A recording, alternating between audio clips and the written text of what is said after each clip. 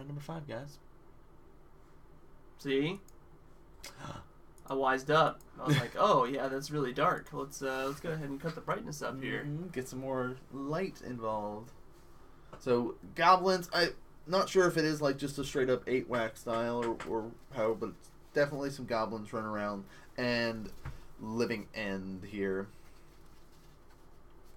Which, Living End is always risky to run in a meta that is full of graveyard hate.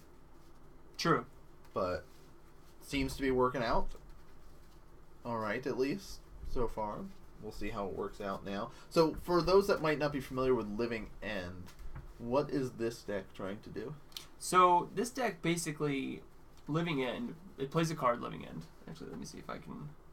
Card bot it up? Yeah, card bot Living End. It's got a wall of text on it. It does.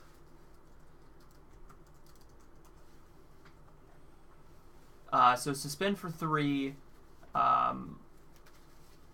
At the beginning of your upkeep, remove a time counter. When the last one's removed, cast it without paying its cost, which is each player exiles all creature cards from his or her graveyard, then sacrifices all the creatures he or she controls, then puts all cards he or she exiled this way onto the battlefield. So basically, it runs cards like Violent Outburst, Cascade. Yeah, anything with Cascade, and it's going to cascade into Living End because all of the Living End is it's a 0 cost. It costs 0. It costs 0. Because it's got a suspend on it. Yeah, because it's got a suspend. So any of the Cascade cards, like Violent Outburst, they're 3 costs themselves. So it's anything 3 or less that you can grab off the Cascade. So basically, the deck's kind of slow to start. It pitches creatures into the graveyard one after another, and then it'll either do Violent Outburst or I'm trying to think of what the other one is. Do you remember offhand? No. Okay. Either way, I'll think about it though. all those creatures are then going to come out of the graveyard and onto the battlefield, and the rest of the field will get wiped, and it's just like, okay, cool, now you've done everything against me, and now I have all these big dumb dudes. Because they're all pretty powerful creatures. Yes. Like, I believe Jungle Weaver is one of them. Deadshot Minotaur. Deadshot Minotaur, Street Wraith. They are all pretty powerful. They're like 3/4s, 5/6. Like, they're big, dumb dudes that normally cost like 5-6 mana to cast as is, but they have the cycle ability, so you just dump them into your graveyard and you're able to bring them out super quick with Living It's End. a neat combo deck. It is. Another interesting thing to note and something to be aware of for those players going forward, the expertise cards that were just printed in Aether Revolt can cast Living End. So most of the time you want Living End in your deck so you can cascade into it. But for whatever reason, maybe you have some bad draws and bad luck, and you're cycling and you draw 2 of your Living Ends, and you've already cast 1 and the game's still going on. Now those cards you have to suspend. But with the new expertise cards, you can say, alright, I'm going to cast this 1 expertise card. The red one seems good, the green one, or the black one seems fine for the deck too. Because it's a suspend card, you get to cast it for free, essentially. Based off of the expertise aspect of it. So, fun facts for the day. Fun fact for the day.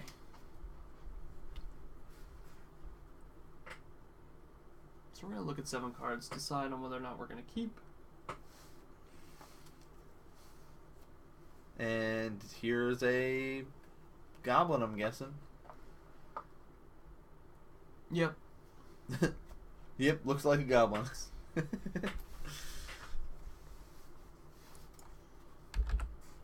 Now, the 8-whack or the goblin deck is very in-your-face aggressive style and one of the cheapest entry ways into Modern. I would say so. I mean, it's doesn't cost a whole lot, and it puts a lot of pressure on board. Pile driver. Yeah. Follow-up. Seems good.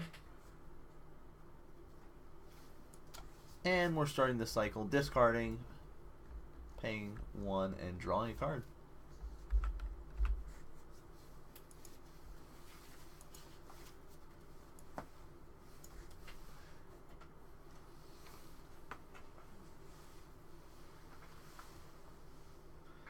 Untap, draw. And Pile Driver's going to get triggered and be able to deal some damage here. Oh, yeah. Ooh, here's one of our Goblin Lords. The Chieftain, I believe. The Goblin Chieftain. Haste. Pumping up the guys. 2, 4. So Pile Driver gets +4. Mm-hmm. Technically 5 from the Chieftain. And he's going to cycle in response. I don't know. I think he might be at 8. Or cycle in the end step. Yeah, this living end deck is just not fast enough. But this is the turn that you need to survive to. True. Like, you can sneak it out early on, like, turn 2 or something because it runs Simian Spirit Guides. But that turn 3 is really when you're going to be casting, like, Violent Outburst and cascading into a living end here. So, yeah, well, I mean, what, but you also 3 have... cards, two creatures in the graveyard right now? Yeah. So, that's not a lot, but it's enough to kill off the goblins and potentially start stabilizing. Right.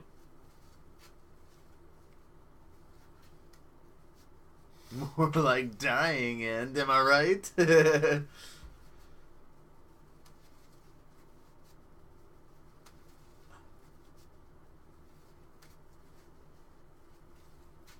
Alright.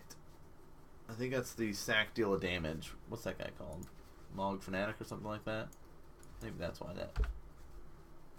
So in response to the cast, sack it, deal damage. And when you see him, he's basically looking for the living end here.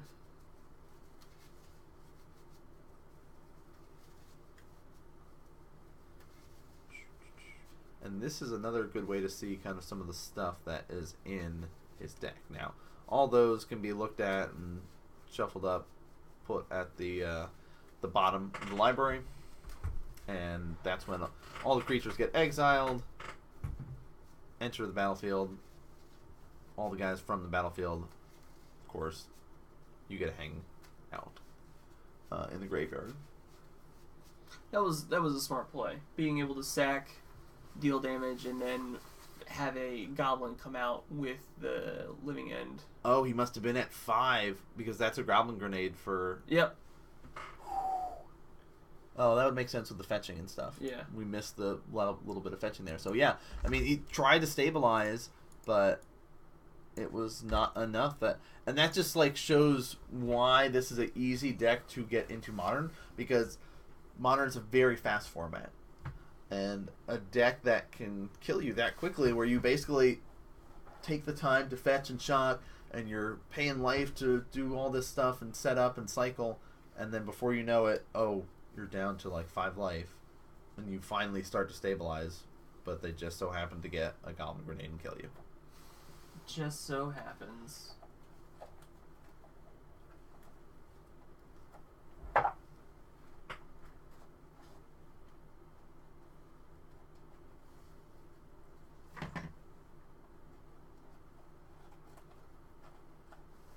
No!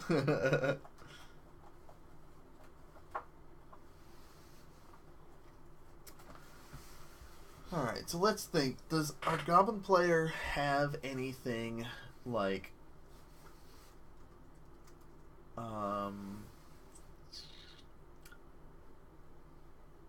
relics or anything in its board that it could use? I don't know. Is Relic too slow for the 8-whack deck? It might be. I think Relic may be too slow. You don't want to be casting a Relic on turn 1. You want a Goblin out there. Yeah, you want a Goblin out there. I don't know if there's anything that I would think that he needs to bring in. I think he just needs to continue on his plan. If he can apply enough pressure in the first 2 turns, it'll be tough. Yeah, well, for the living end if he has another turn like that, or first couple turns where it's like, all right, great curve into all these goblins, and like, yeah, that would make sense. So we'll see. Of course, our living end player will be going first this time around. Loser picks. Why would you not want to go first and lose a bunch of life and sack and discard cards and cycle it out? So let's see what's going to happen. Beast Within.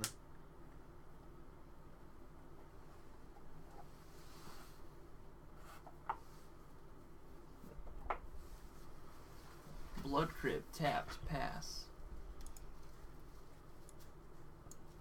Here is the Foundry Street Yep. Denizen, I think. Foundry Street Denizen. He gets bumped up when... Another red permanent comes out. Exactly. Here's a mountain. So that's basically worth 2 cycles. Oh, a Street Wraith. There's 2 life and a cycle. So speeding along a little bit more this time around with how much he can cycle compared to last time.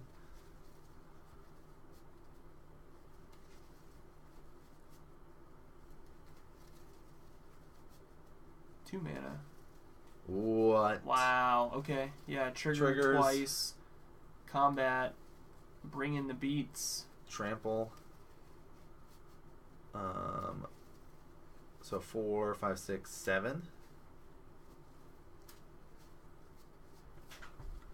I think. Violent Outburst on top. Draws for turn. He's at 9. Cycle. Cycle. Now there's 3 cards in graveyard here, and there's no. Ooh, going 7. Wow.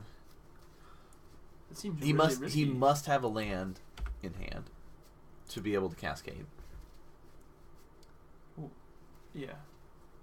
Wait. No, he didn't. Oh no.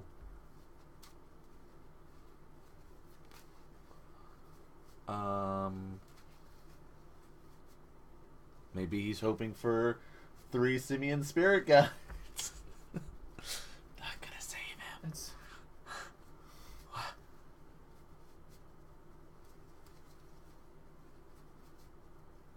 Trigger.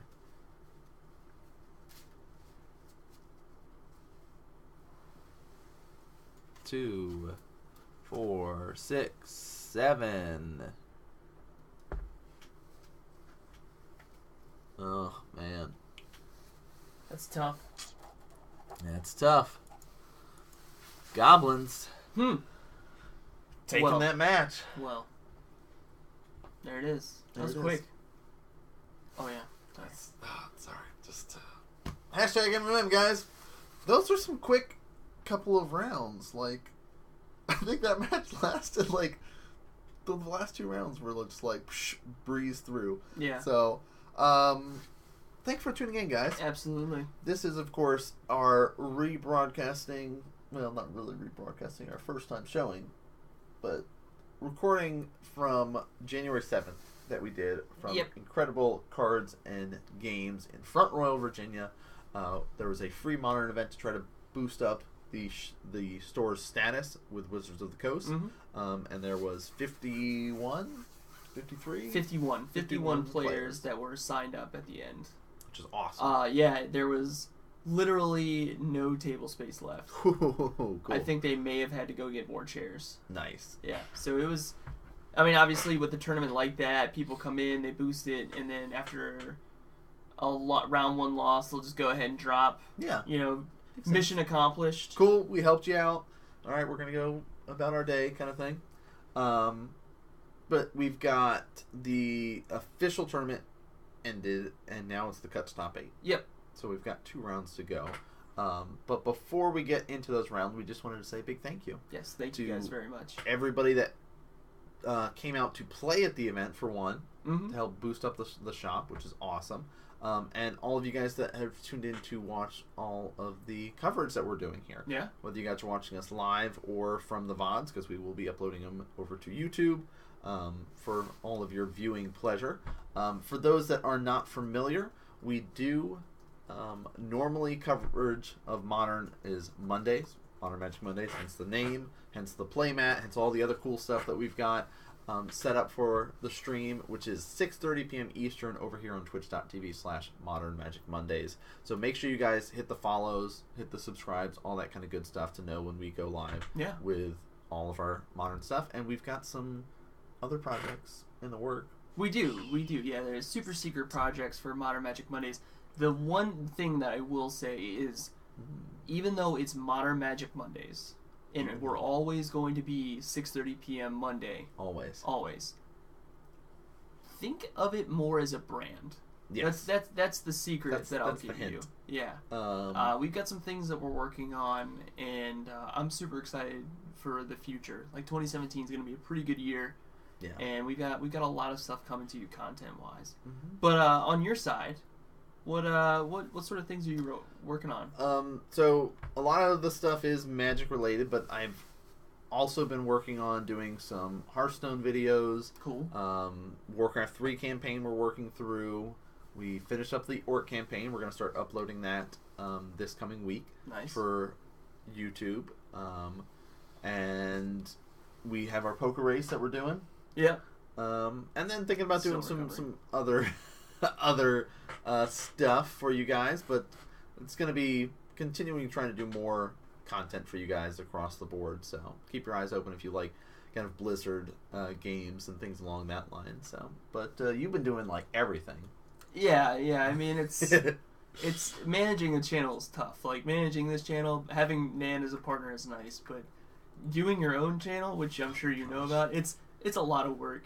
It is. I'm a variety gaming channel. We do a little bit of everything. It feels like challenge runs, casual playthroughs, even some speed runs. I've got some ideas in the works. But yeah, it's a lot of fun. Twitch.tv/FarmersRNR here, Twitch.tv/TheRealDamnMan. If you guys are interested in any of that. Family game nights on my side. Once a month, we'll get people together and play a game together. Yeah. We did Rocket League in January, which was pretty cool. I'm not quite sure. I heard Age of Empires. I was super stoked when someone was like, can we play Age of Empires? I'm like, yes. Yes, we can play that. You know what? That is something we can play. But no. But thank you guys again. Without your guys' support, we couldn't do this. Yeah. And we've got a lot of cool things coming your way. So you want to hop into the top 8, take a look and see. Yeah. 2 rounds of the day. Yeah, let's take a look. See what we see here. Round number 6. There we go. Bum, bum, bum, bum, bum. Affinity. Our first real Affinity player since we saw our black-green Infinity earlier. Infinity, yes. Nice. Now we have Affinity here versus Jeskai Control. We got to see Chris playing earlier in the tournament with his Jeskai flash style, if you will, running the Spell Quellers, which can be kind of relevant in this.